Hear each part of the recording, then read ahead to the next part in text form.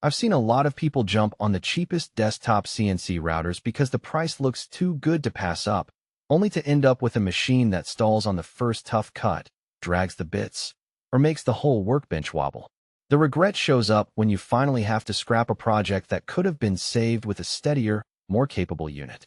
So the question is whether the Genmitsu PROVerXL 4030 V2 feels like a smarter buy or just another low-cost gamble.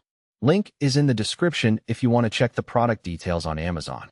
When I first heard about the PROVerXL, the thing that caught my attention was the promise of a closed-loop NEMA 23-stepper paired with a Fractal Vise that can handle irregular shapes. On paper, that sounds like the kind of upgrade you need if you've been stuck with a single-axis, open-loop machine that constantly loses steps on denser wood or acrylic.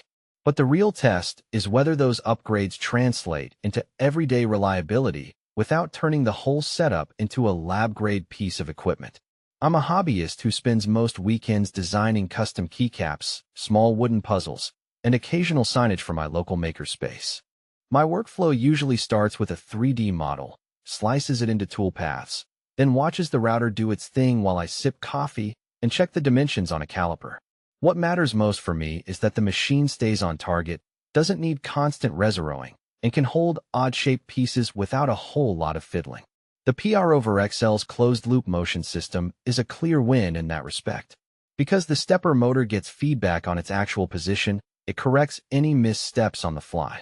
In practice, that means when I switch from pine to a denser hardwood, the router doesn't suddenly start slipping and ruining the cut. I've tried a comparable open-loop router on the same hardwood and ended up with a slight drift after about 10 minutes, which forced me to stop, rehome, and start over. With the Genmitsu, the transition was seamless. The machine kept its line width tight and the finish clean. Speed is another point that people often debate. The faster-than-before claim isn't just marketing hype.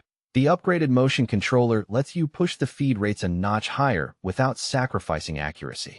I cranked the feed to about 250 mm per minute on a 6 mm end mill for a simple pocket cut in a 12 mm MDF board, and the router completed the job in under a minute, which felt noticeably quicker than my old unit that took roughly 90 seconds for the same geometry.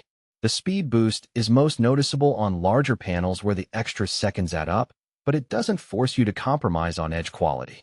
One of the biggest practical headaches with small CNCs is clamping.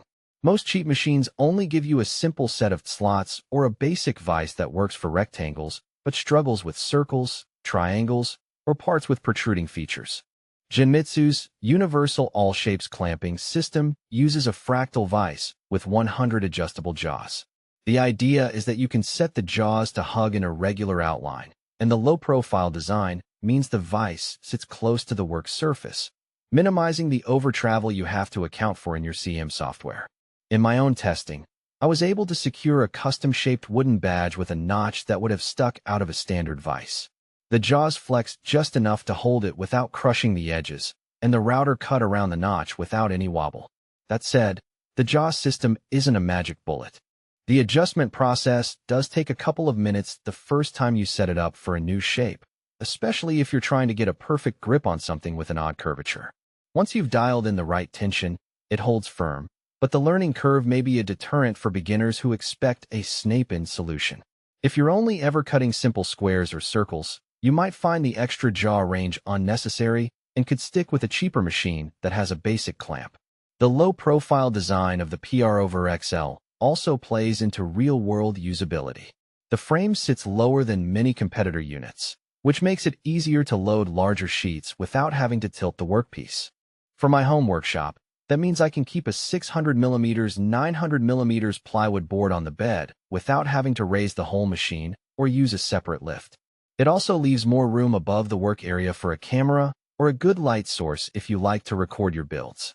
On the flip side, the low profile means the machine's base is a bit narrower, which can make it feel less stable on a wobbly table.